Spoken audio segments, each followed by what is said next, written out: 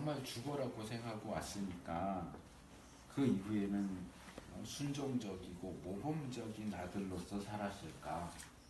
아니면은 이 사람이 쉽게 변하지 않거든요.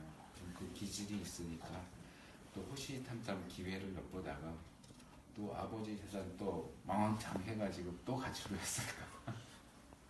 그렇게 집을 떠났다면 그 이후에는 또 어떻게 됐을까?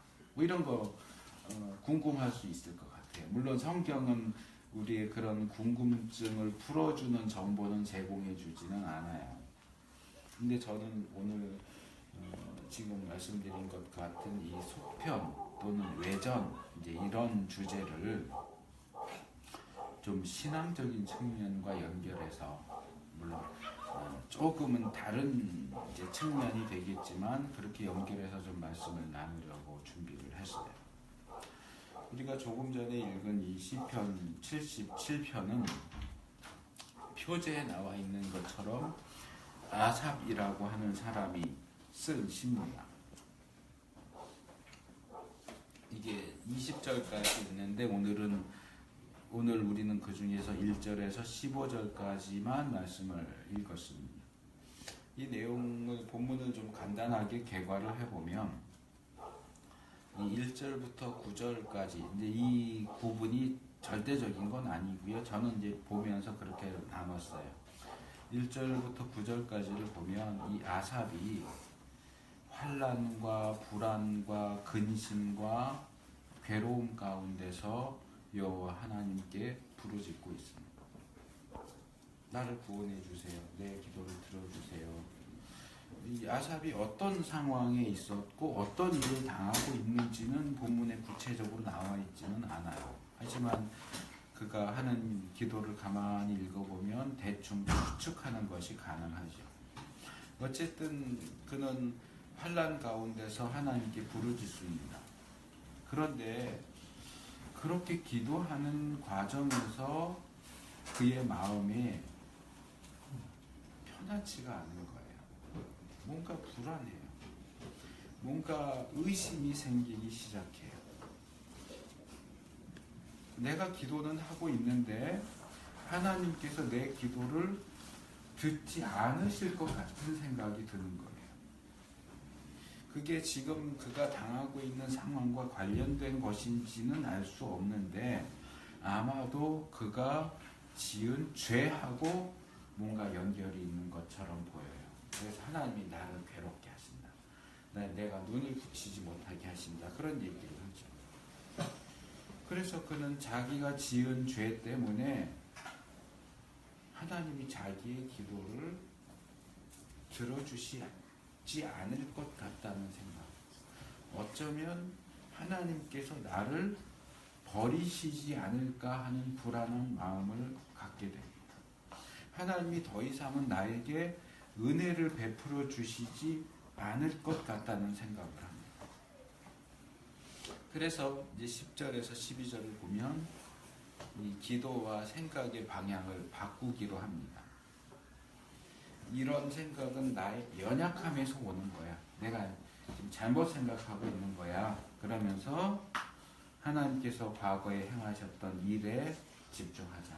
하나님이 나한테 과거에 어떻게 하셨는가를 생각하자. 그러면서 13절에서 15절로 넘어가면 하나님의 말씀, 주의 도 이렇게 되어 있는데요. 하나님의 말씀, 그리고 하나님 자신, 또 하나님께서 과거 이스라엘에게 행하신 능력과 구원의 역사를 묵상합니다. 우리가 읽지 않은 16절에서 20절 말씀은 이제 이스라엘을 구원하신 출애굽 사건과 관련된 이야기들을 이제 요약적으로 제시하고 있는 내용이에요. 본문에서 우리가 볼 수 있는 이 아삽의 행동 또는 태도는 상당히 지혜롭다고 말할 수 있을 것 같아요. 그리고 우리가 이 아삽을 통해서 중요한 교훈을 배울 수 있다고 생각을 합니다. 그런데 제가 오늘 설교에서 특별하게 초점을 맞추어서 말씀드리고 싶은 내용은 7절에 주께서 영원히 버리실까? 다시는 은혜를 베풀지 아니하실까? 라고 되어 있는 이 말씀입니다. 제가 설교를 시작하면서 속편과 외전에 대한 말씀을 드렸는데 저는 그 주제를 이 7절 말씀과 연결시킬 수 있다고 생각합니다. 물론 이 7절 말씀은 속편이나 외전이라는 주제와 직접적인 관계가 있는 건 아니에요. 그런데 무언가가 계속 이어진다, 계속된다 하는 점에서 공통점을 찾을 수 있습니다. 본문에 이 아삽의 죄에 대한 암시가 살짝 나와 있기는 하지만 아삽은 그동안 하나님과 좋은 관계를 유지해 왔습니다. 그랬기 때문에 환난 가운데 하나님께 부르짖을 수 있었던 거죠. 하나님과 거리가 멀다면 힘들다고 하나님을 찾지 않았을 거예요. 근데 아까도 말씀드린 것처럼 그는 기도하는 가운데 문득 나의 하나님과의 좋은 관계가 계속될 수 있을까 하는 의심을 품게 됩니다. 그리고 무엇보다도 그가 지은 죄가 그러한 의심의 원인이 됩니다.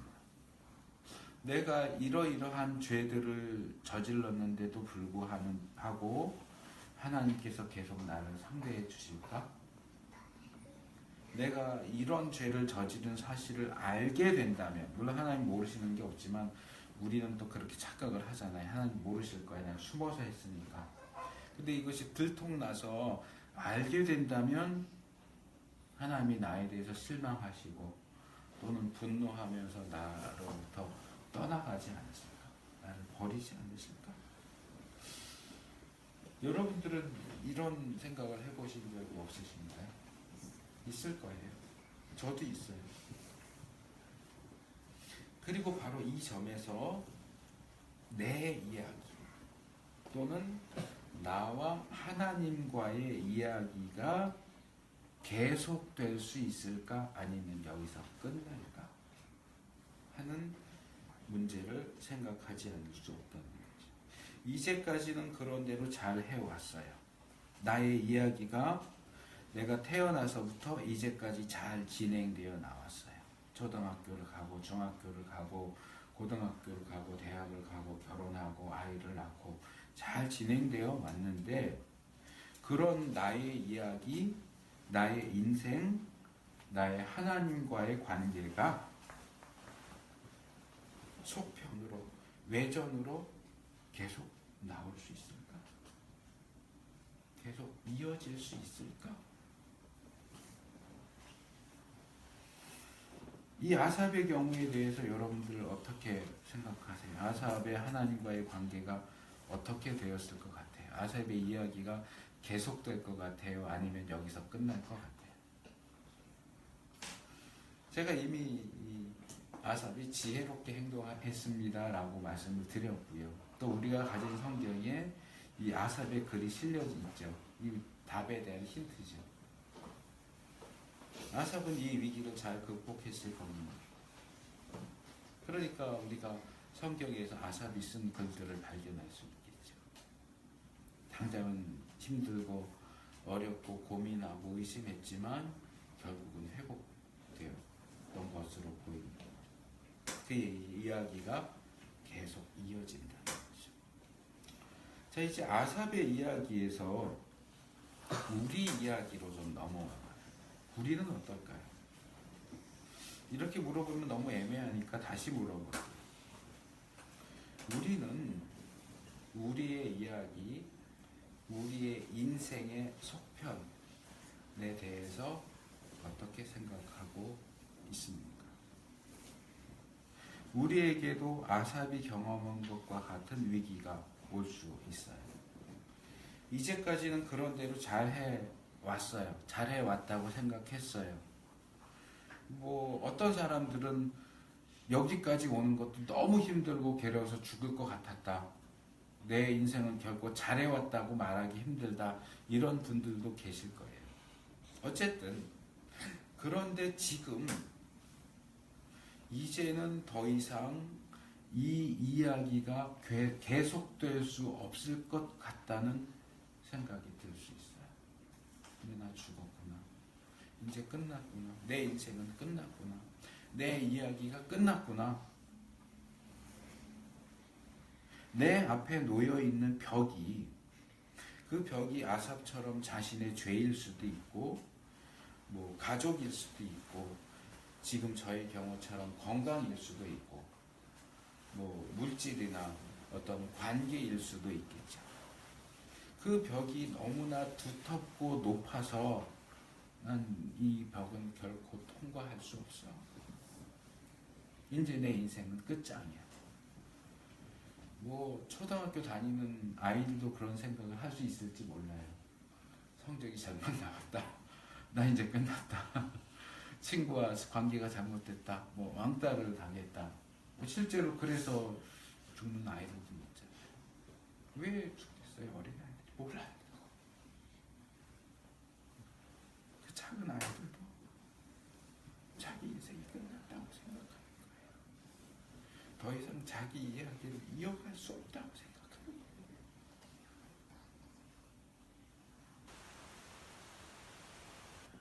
이제는 막다른 골목에 다다랐고 더 이상 뭉치고 뛸 구석이 하나도 남지 않았다. 난 내가 주관적으로 그렇게 생각하고만 있는 게 아니라 객관적으로 누가 보더라도 아, 저 사람 이제 끝났어. 저 사람 인생은 이제 끝났어. 이제 더 이상 볼 거 없어. 그런 상황에 다다라 있을 수도 있을 거예요. 그런 분들도 분명히 있을 거예요.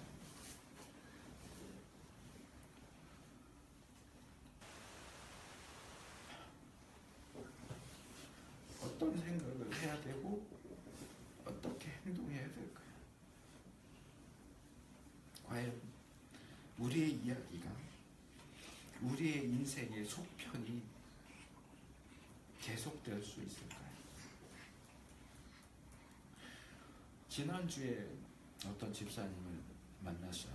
따로 만난 건 아니고 이렇게 기회가 돼서 잠깐 대화를 할 수 있었는데 제가 뭐 그분과 또 그분의 상황을 자세히 알지는 못하기 때문에 그분이 제가 지금 얘기하는 것처럼 아주 극단적이고 극한의 상황에 있는지는 잘 몰라요. 그런데 그분이 저와 짧은 대화를 하는 가운데 이런 말을 했어요. 이제 하는 얘기인지 그냥 뭐 많은 사람들이 하는 것처럼 상투적인 표현을 하는 것인지 그건 제가 평가하기는 힘들어요. 근데 그분의 말이 지금 저의 상황 그리고 저의 그 생각하고 이렇게 딱 이제 말씀드리려고 하는 것은 가장 기본적으로는 저의 개인적인 경험에서 시작되고 발전된 생각이기 때문에 이건 100% 그렇다. 절대적인 원리다. 하나님께서 직접적으로 제시하시는 원리다. 이렇게 말하기는 힘들어요. 아, 그러면 그런 불확실한 걸 왜 설교할 때 얘기합니까? 이렇게 하실 수도 있겠지만 뭐 그것도 한편으로는 타당한 지적일 수 있는데 저는 제가 이 시간에 나누려고 하는 이것이 단순히 저 혼자만의 생각이라고 보지는 않아요. 성경이 말하는 내용과 연결되어 있다고 생각하고 적어도 제가 알고 있는 성경과 신학이 제시하는 원리에 위배되지 않고 그것과 조화를 이룬다고 생각을 하기 때문에 나는 정말 그런가 한번 제 이야기를 들어보세요. 제가 그 집사님한테 이렇게 얘기했어요. 사실 긴 시간 상담하면서 얘기한 게 아니고 아마 한 3분도 안 걸렸을 거예요. 그 대화를 하는데 아주 짧고 압축적인 이야기지만 제가 그 말씀을 드린 내용을 지금은 이제 이해할 수 있도록 좀 풀어서 살을 붙여서 좀 길게 말씀을 드리려고 그래요.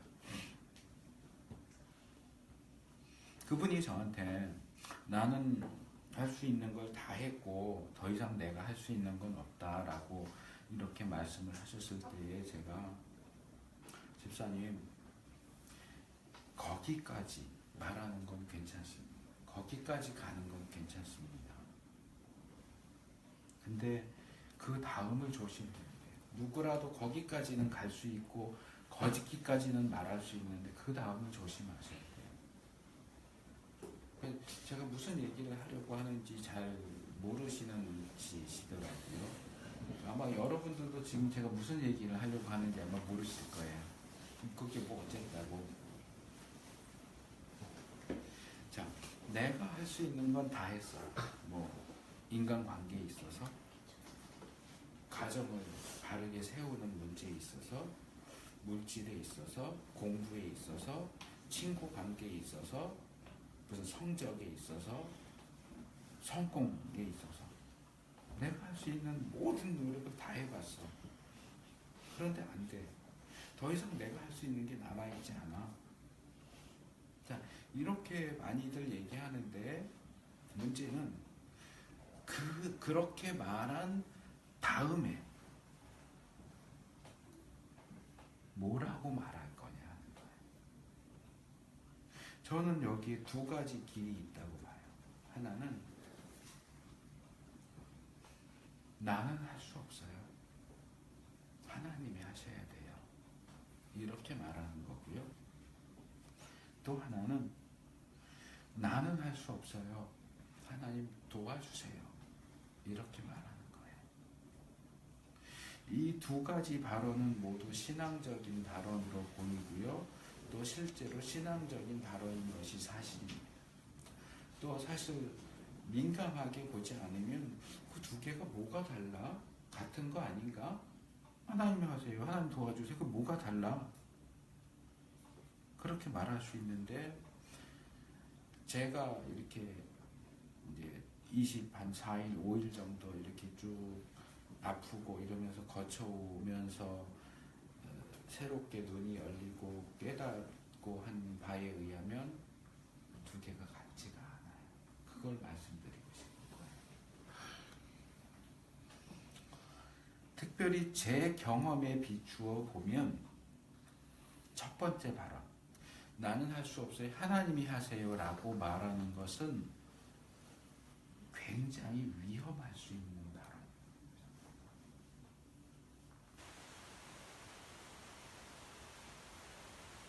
오늘 설교는 좀 어려운데요 라고 했던 게 이제 이런 민감한 부분이 있어서 사실 어른들이 들어도 좀 애매할 수 있거든요.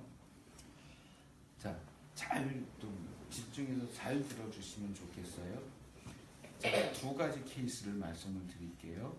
자, 한편으로는 나는 할 수 없어요. 하나님께서 하세요 라고 말하는 이 말은 제가 지금 첫 번째로 말씀드리는 이 부분의 가능성을 제가 부인하거나 배제하는 건 아니에요.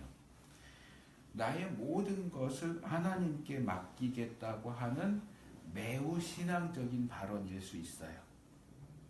이건 그런 측면이 없다는 얘기가 아니에요. 분명히 그런 신앙적인 좋은 또는 모범적인 발언일 수 있어요. 그런 측면을 가지고 있어요. 그런데 저는 이걸 인정하면서 또 다른 측면을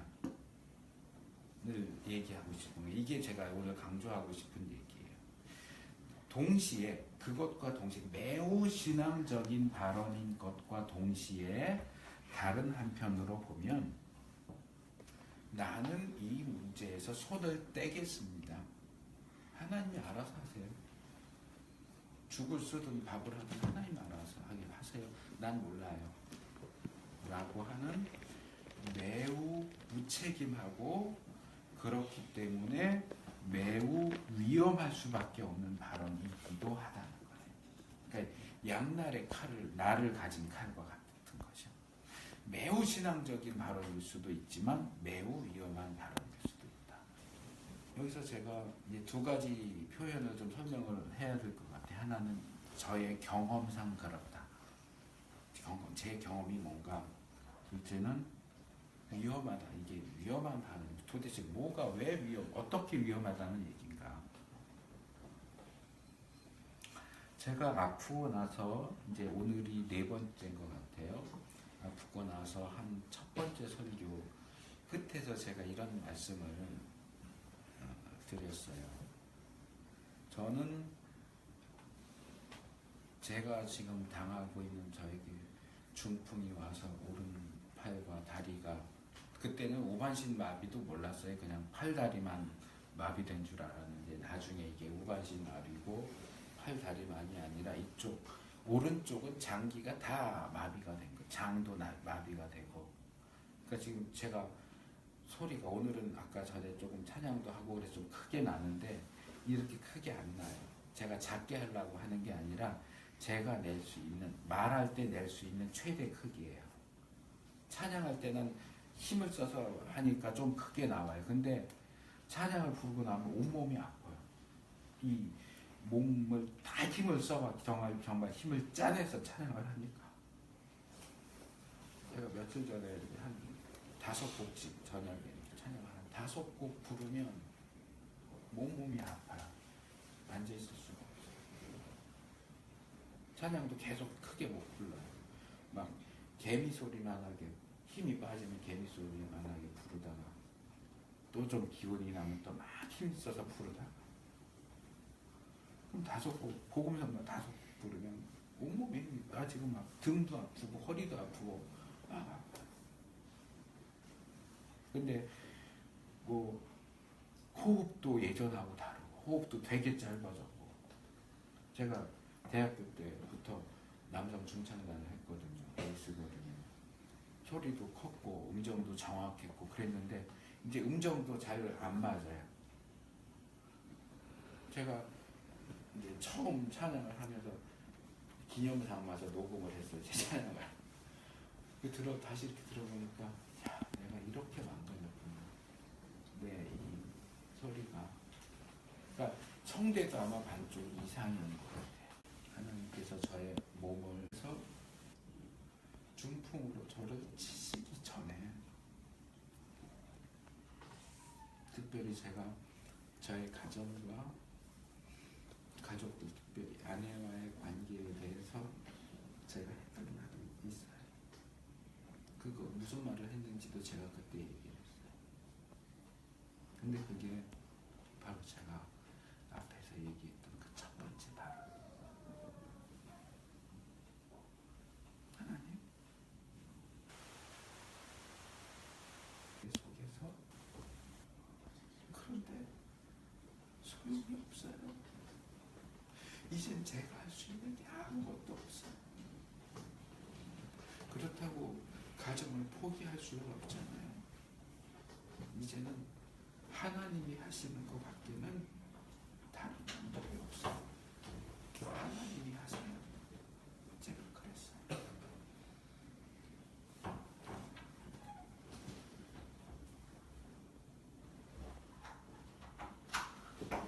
내가 할 수 있는 거 다 했고, 내가 할 수 있는 건 아무것도 없고, 그래서 하나님이 하셔야 돼요 라고 얘기했는데,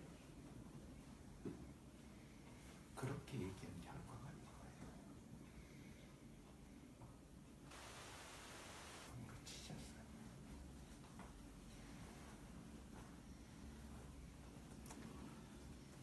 하나님께서 중풍으로 저를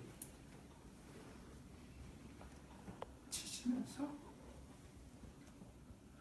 정말 말 그대로 그야말로 순식간에 변화가 오게 하셨어요. 하나님께서 제가 할 수 없는 그것을 할 수 있도록 하기 위한 계기를 마련해 주시기 위해서 저를 이렇게 만드셨어요. 저는 그렇게 생각해요.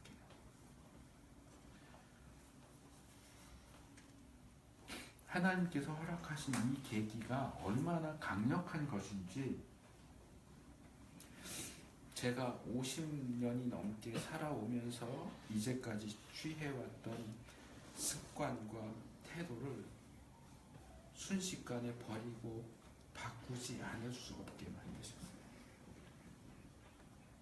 저 스스로도 인정하고 제 집사람도 인정하고 아이들도 인정하지만 제 생각과 태도가 100% 바뀌진 않았어요. 그런데 거의 180도 바뀌었어요.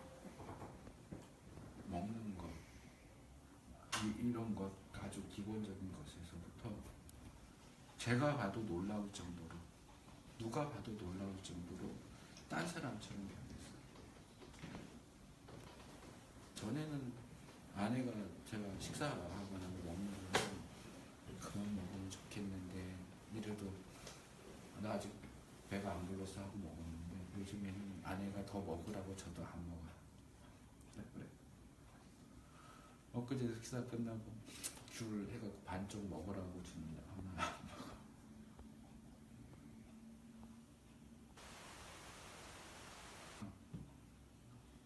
절제를 할 수밖에 없어요. 제가 절제를 할 수밖에 없도록 만들었어요. 물도 벌컥벌컥 못 마셔요. 이게 반이 마비가 됐기 때문에 그렇게 마시면 물이 숨구멍으로 들어가요. 그럼 되게 위험하니까 물이 숨구멍이 아니라 뭐 숨구멍이나 목구멍이나 비슷하겠지만 이 식도로 들어가게 하려면 물도 조금씩 마셔요. 음식도 조금씩 먹어야 돼요. 그럼 잘못하면 안 들어갔는데도 뭐 매운기가 살짝 들어가면 한참을 기침을 해요. 괴로워. 그러니까 내가 알아서도 그러지만 그렇게 안 하면 당장 이상이 오니까 절제를 할 수밖에 없어요. 그러면서 저는 그 생각을 해요. 나는 어쩌면 내가 이렇게 태도를 바꿀 계기가 생기길 기다렸는지 모르겠다. 지내오면서 이거 아닌데, 이러면 안 되는데, 내 가정이 이러면 안 되는데, 내가 사랑해서 결혼했는데 아내와의 관계가 이거는 아닌데, 아는데 내 태도를 바꾸기엔 너무 멀리 온 거예요. 그리고 이제는 못된 얘기지만 어느 정도 바꾸고 싶지 않은 마음도 있어요. 제가 관계가 좋지 않으니까 제가 이렇게 말하고 이렇게 행동하면 아내가 좋아하겠다 하는 거 알아요. 근데 안 해요. 아는데 안 해요. 하고 싶지가 않아요. 그 말을 해주고 싶지가 않아요. 아는데 이 말을 하면 기뻐할 거라는 걸 아는데 안 해요. 기쁘게 해주고 싶지가 않은 거예요. 왜? 나는 내가 그렇게 역시 힘들게 괴롭게 그렇게 당하고 있다고 생각을 하니까 자기는 나를 힘들게 하는데 왜 나는 자기를 기쁘게 해줘야 돼? 이런 못된 마음이 있는 거예요.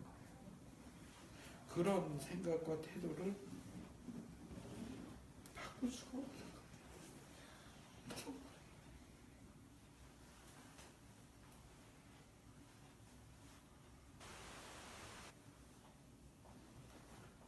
너무 멀리 왔기 때문에, 너무 오랫동안 굳어졌기 때문에 이게 바꿔지지가 않아요. 그래서 뭔가 특별한 일이 생기고 하나님이 무언가를 하시면 그걸 계기 삼아서 내가 바뀔 수 있지 않을까. 내 태도와 내 생각과 내 행동이 바뀔 수 있지 않을까. 사실 그 이전에 제가 이런 생각을 했던 적은 없어요. 그런데 지금 와서 이렇게 보니까 어쩌면 내가 그랬던 게 아닐까. 이런 계기를 기다렸던 게 아닐까. 그리고 거기서 더 나아가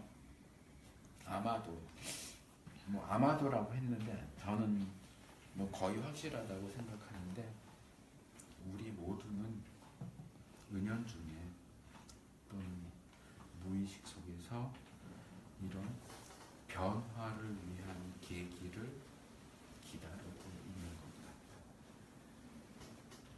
한계에 부딪혔어요. 나가고 싶은데 앞에 벽이 있어요. 멈출 수 없습니까? 포기할 수 없습니까? 앞으로 계속 나가려고 하는데 벽이 있어서 갈 수가 없어요. 계속 거기다 머리만 박고 있는 거예요. 그나마 내가 할 수 있는 게 그거밖에 없으니까. 근데 머리 계속 박고 있으니까 머리도 아프고 몸도 아프고 그렇다고 갈 길이 열리는 것도 아니고 뭔가 변화가 필요한데 나는 그 변화를 만들 수는 없고 변화를 위한 계기가 필요해요.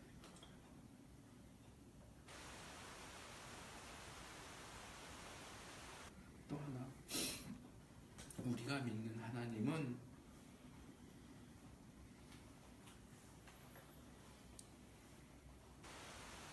우리에게 변화를 위한 계기를 만들어 주시는 분이라고 생각해요. 우리가 하나님을 바라보고 믿고 계속 따라간다면 우리에게 변화를 위한 계기를 만들어 주실 겁니다. 하나님께서 저에게 사용하신 방법은 정말 너무너무 효과적이어서 뭐 그렇다고 100% 해결된 건 아니고 아직도 진행적이지만 정말 그 약효가 너무너무 효과적이어서 놀라울 정도. 근데 문제는 이 너무너무 효과적인 이 방법에는 또 다른 측면이 있다는 거. 그건 이 방법이 너무나 강력하고 파격적인 것이어서 제가 감당하기 힘든 것일 수 있다. 아내도 그리고 저도 종종 말해요. 표현은 다르지만 결국 같은 얘기인데 아내는 그렇게 얘기해요. 하나님께서 저에게 꼭 맞는 맞춤식으로 역사하셨다. 저는 이렇게 얘기해요. 나 같은 사람은 웬만큼 말로 해서 안 들으니까 하나님께서 아주 강력한 한 방을 치셔서 말을 듣지 않을 수 없게 만드세요. 그래서 생각이 변하고 태도가 변했어요. 아직도 진행 중이지만 그런데 생각과 태도는 아주 급격하게 변했는데 보시다시피 몸이 이 모양이에요. 제가 아프기 시작한 첫날 새벽까지 계속 기도하고 그러는 중에 나는 이걸로 죽지는 않겠구나. 이게 계속되지 않을 거고 하나님이 내 몸과 그때는 가정도 생각을 못했어요. 내 몸과 사역을 새롭게 하시려고 이렇게 하시는구나. 결국 하나님이 나를 낫게 해주실 거다. 그 확신을 가지고 있기 때문에 제 미래가 불안하다거나 어떻게 하지 그런 생각은 없어요. 근데 불편한 것도 사실 짜증도 나요. 이게 20일이 넘으니까 요령이 생겨서 양말도 어떻게 해서 혼자 신고 옷도 혼자서 이제 웬만하면 입어요. 근데 오고서 한 몇 주간은 한 2주 정도는 정말 죽겠는 거예요. 양말을 혼자 못 신어요. 옷 하나를 혼자 못 입고 조금 아이들이 들으면 웃긴다 그럴 수도 있고 그런 이상한 얘기지만 화장실에서 가서 대변을 보면 처리를 못 하겠는 거예요. 전 오른손잡인데 왼손으로 처리해야 되는데 엉덩이를 들 수도 없어요.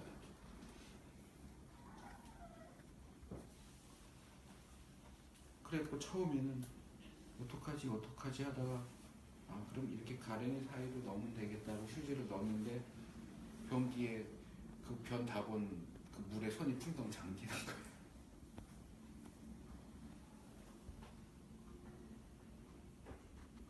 처음 그게 제일 곤욕스럽더라고요.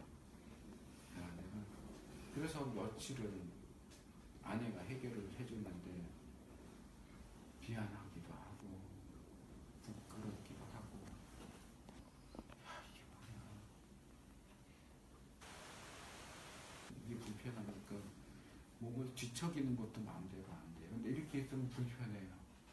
그럼 또 이렇게 끙끙대면서 이렇게 뒤집고, 그리고 조금 있으면 또 불편해.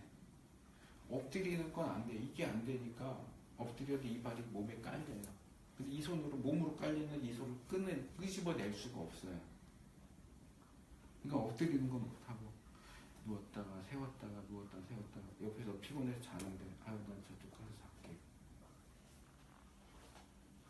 의자에 앉았다 일어나는 것도 집사람도 초보고 저도 초보잖아요. 초보 환자 초보 보호자 붙잡고 세워줘야 되는데 손잡고 하나 둘 셋 하면 탁 당겨서 탁 일어나야 되는데 하나 둘 셋 그러면 딸려와요 저한테. 그럼 저는 일어나야 되니까 이 발에 온 힘을 집중한다고요. 정말 있는 힘을 다해서 이렇게 하는데 못 일어나고 주저앉잖아요. 그 힘이 다 빠져요. 근데 이제 아내는 다시 해봐. 다시 해볼 힘이 없어요. 태어나고 첫날 밤에는 그걸 5번을 했어요. 저 안방에서. 나는 죽겠는데 아내는 그걸 모르니까 그럼 다시 해보라고. 다시 해보라고. 이렇게 하는데 못 일어나고 또 주저앉고. 또 한 번 주저앉을 때마다 죽을 것 같은 거예요.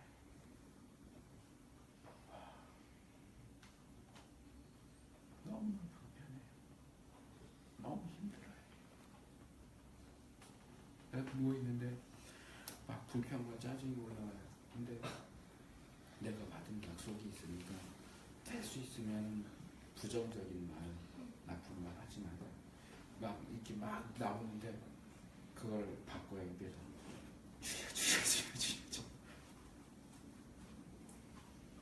주여 이게 불평이에요. 사실은 여기서까지는 불평인데 주여. 그래서 제가 이 생각을 한 거예요. 하나님 저 할 수 없어요. 하나님이 알아서 하세요.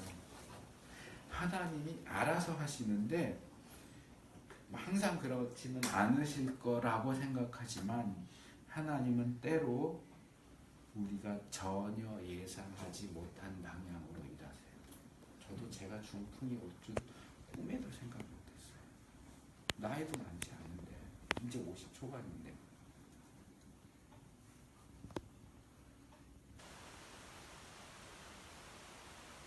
더 불쌍한가 봐요. 젊은데 저런 다리 질질 끌고 움직이는 걸 보면 뭐 노인분이 그러면 아 연세가 드셔서 그런가 보다 하는데 아직 괜찮잖아요. 보기에 제가 아직 괜찮아 보이는데 그러고 다니니까.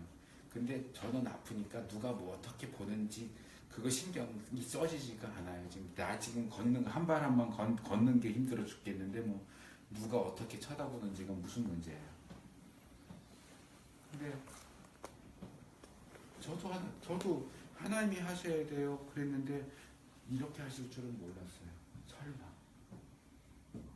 근데 요즘 애들 말로 헐이죠. 헐. 이게 뭐예요 도대체. 물론 감사해요.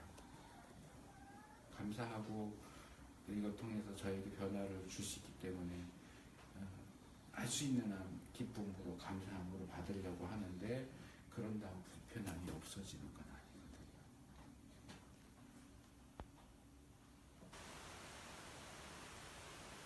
효과적이고 확실한 방법이기는 하지만 감당하기 힘든 것이 될 수 있다. 그래서 제가 그 말을 하는 거예요. 첫 번째 발언은 위험할 수 있다. 믿음의 발언일 수도 있지만 위험한 발언일 수도 있다. 첫 번째에 비하면 두 번째가 훨씬 수월하고 안전한 방법일 수 있다. 하나님 도와주세요. 바울이 빌립보서 2장 13절에서 너희 하시는 이는 하나님이시니 자기의 기쁘신 뜻을 위하여 너희로 소원을 두고 행하게 하시나니 얘기했어요. 이 말씀처럼 나는 더 이상 할 게 없고 나는 더 이상 할 수도 없지만 하나님이 도우셔서 이 꺼져버린 내 마음에 다시 불을 지피시고 내 마음에 다시 소원을 두셔서 행하게 하시기를 구하는 게 하나님이 알아서 하세요 하는 것보다 훨씬 더 지혜로운 방법입니다. 아삽의 경우에서 볼 수 있듯이 제가 앞에서 그냥 슬쩍 언급만 하고 지나갔지만 우리에게 죄의 문제가 있다 할지라도 하나님은 우리에게 다시 기회를 주시는 분이에요. 아삽의 표현을 빌리자면 그래서 제가 오늘 설교 제목을 말씀을 안 드렸는데 이렇게 했어요. 다시 은혜를 베푸시는 하나님. 아까 7절에서 그랬잖아요. 다시 은혜를 베풀지 않으실까? 않으시면 어떡하지? 근데서는 다시 은혜를 베푸신다. 다시 은혜를 베푸시는 분이에요. 그것을 기억하시기 바랍니다. 그리고 이 일에 있어서 제가 당하는 것과 같은 이 일에 있어서 선배된 자로서 웃기는 얘기지만 선배된 자로서 하는 충고의 귀를 기울이시면 좋겠습니다. 어떻게 스리슬쩍 하나님께 다 막 떠맡겨버리고 그러려다가 곤란한 지경이에요. 물론 이것도 하나님의 크신 은혜예요.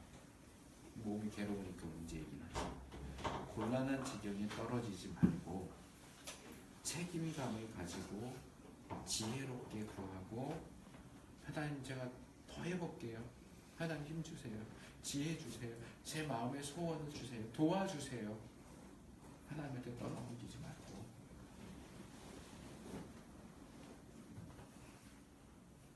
나는 이제까지 충분히 넘치도록 했어. 그래도 안 되는데 어쩌란 말이야. 그래도 조금 더 하세요. 이렇게 되는 것보다는 낫잖아요.